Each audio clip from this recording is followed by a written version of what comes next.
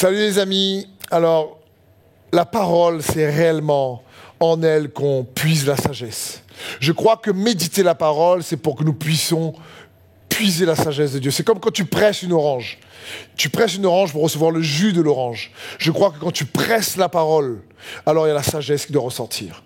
Au lieu d'être pressé par les circonstances, si nous nous laissons presser par la parole, nous cherchons, nous trouvons sa sagesse. Et j'aimerais te dire dans ce module, il nous faut la sagesse pour construire les relations. Les relations sont construites à partir de la sagesse de Dieu. Nous sommes des êtres relationnels. Et la Bible dit, c'est par la sagesse qu'une maison s'élève, et c'est par l'intelligence qu'elle s'affermit, dans Proverbe 24, 3. Donc comprenons bien, un manque de sagesse va causer des dommages à nos relations. Pour qu'un couple puisse construire son foyer, il lui faut la sagesse de Dieu. Pour qu'un mari et une femme puissent avoir des relations fortes entre eux, il leur faut la sagesse de Dieu. Quelqu'un pourrait me dire, oui, mais est-ce que l'amour ne suffit pas ? Non, l'amour est extraordinaire, mais l'amour en réalité de Dieu est très sage. On ne peut pas séparer l'amour de Dieu de la sagesse de Dieu. Dans le monde, on dit que l'amour rend aveugle. Mais l'amour de Dieu, non, te donne la vue, te rend sage pour apprendre à aimer les autres comme Dieu les aime.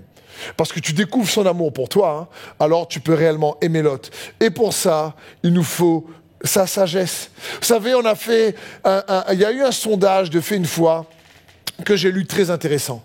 C'est qu'entre des couples qui se disputent, on va dire, allez, 80% dans l'année, et les couples qui peut-être se disputent ou se prennent la tête, 5% dans l'année, en réalité, la plupart de ces couples rencontrent les mêmes problèmes, rencontrent les mêmes difficultés, rencontrent les mêmes défis.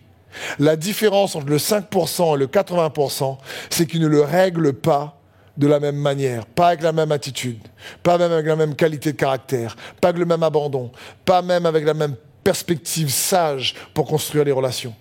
Parce que les tempêtes attaquent tous les couples, parce que tous les couples sont attaqués par les difficultés.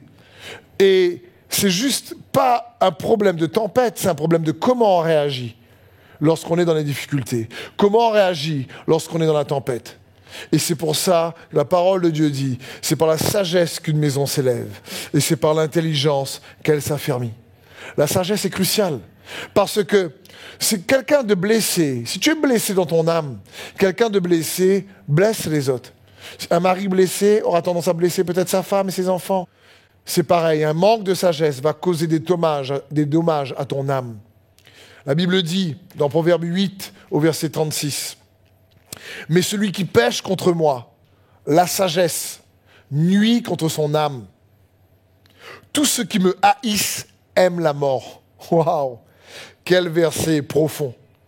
Ici, la sagesse dit, « Mais celui qui pêche contre moi, nuit à son âme. » C'est-à-dire qu'il cause des dommages à son âme. Tous ceux qui me haïssent aiment la mort. Wow. C'est profond de comprendre ça.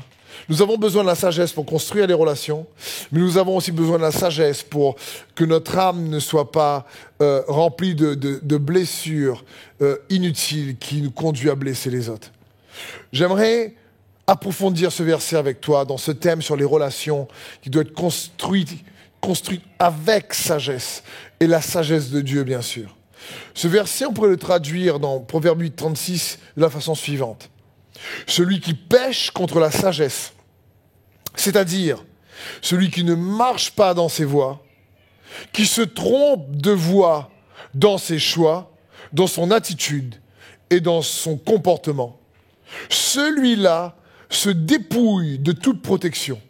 Il se met à nu, il se nuit à lui-même, il brutalise son âme à son insu. Wow!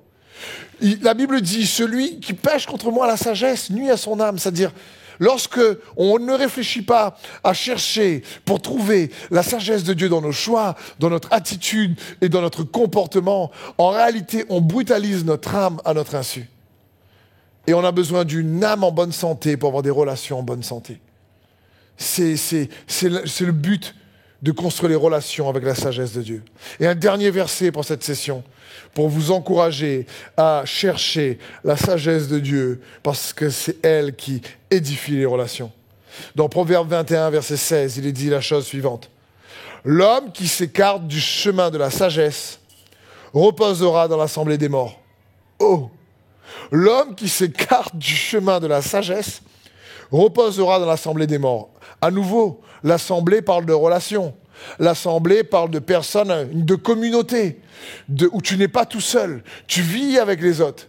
Et la Bible dit, mais l'homme qui s'écarte du chemin de la sagesse, lui, il aura des relations mortes. Qu'est-ce que cela signifie? Cela signifie que l'homme qui s'éloigne de la sagesse va vivre une vie intoxiquée par les ténèbres. Il vit sa vie un peu comme un mort-vivant. Le manque de sagesse va causer une mort prématurée dans ses relations. Par un manque de sagesse, il va saboter sa propre vie et il va aider son ennemi à dresser des pièges contre lui-même. Fais pas ça. Fais pas ça. La Bible dit que l'Esprit de Dieu n'était pas un esprit de peur, mais un esprit de force, d'amour et de sagesse. La sagesse de Dieu est accessible à ses enfants. Et nous avons besoin de sa sagesse pour construire les relations. Nous avons besoin de sa sagesse pour ne pas saboter, ne pas avorter des relations avant le temps. Parce que sans sagesse, dans des disputes ou des querelles, on peut réagir de manière intempestive et faire des choix mauvais, par exemple. Mais la sagesse nous apprend à être lent à la colère.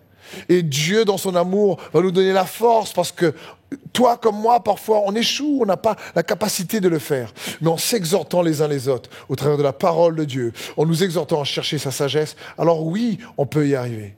Et dans cette session, je veux juste t'encourager à ne jamais oublier qu'une des clés principales pour construire les relations, que ce soit dans le couple, que ce soit dans la famille, que ce soit en tant que parent, que ce soit en tant qu'ami, que ce soit en tant que frère, sœur, la clé, c'est de chercher la sagesse de Dieu. Parce que c'est par la sagesse de Dieu qu'une maison s'élève et c'est par son intelligence qu'elle s'affermit. Que Dieu te remplisse de sa sagesse.